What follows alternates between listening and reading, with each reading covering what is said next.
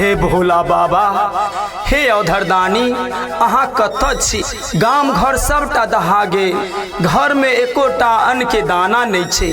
बौआ बुच्ची नैना भुटका सबटा भूखे कनै छे। आब हम की करबै?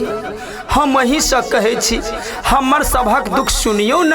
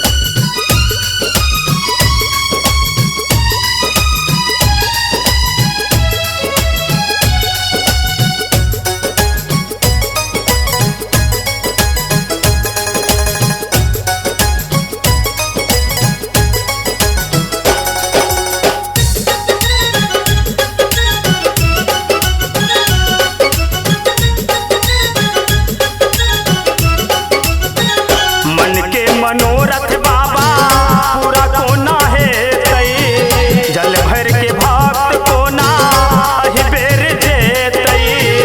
मन के मनोरथ बाबा पूरा कोना है तई, जल भर के भक्त कोना अहि बेर जेतई।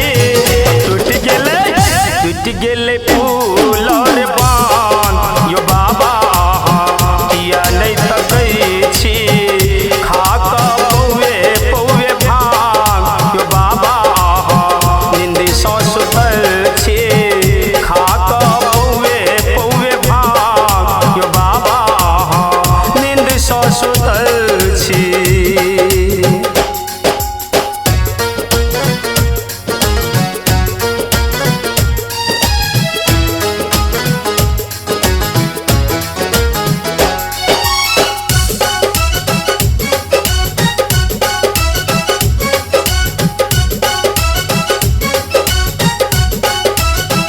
सावन महीना बाबा बीतल जाइए, अहाँ के दर्शन ले मन छटपटाइए।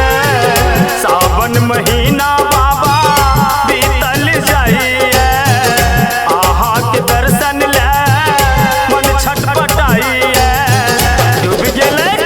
डूब गेले गामक गाम यो बौआ बुच्ची भूखे कन्हैया। डूब गेले गामक गाम यो बौआ बुच्ची भूखे कन्हैया। खाक पौवे पौवे भांग यो बाबा नींद सँ सुतल छी।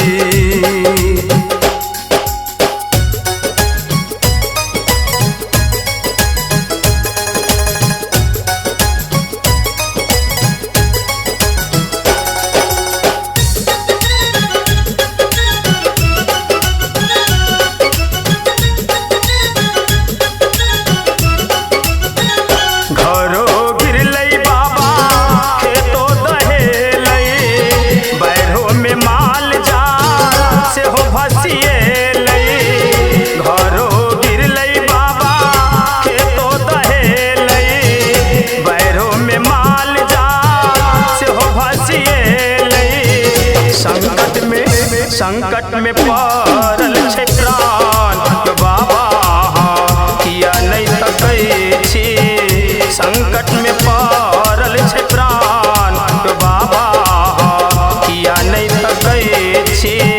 खाक पौवे पौवे भांग यो बाबा नींद सँ सुतल छी।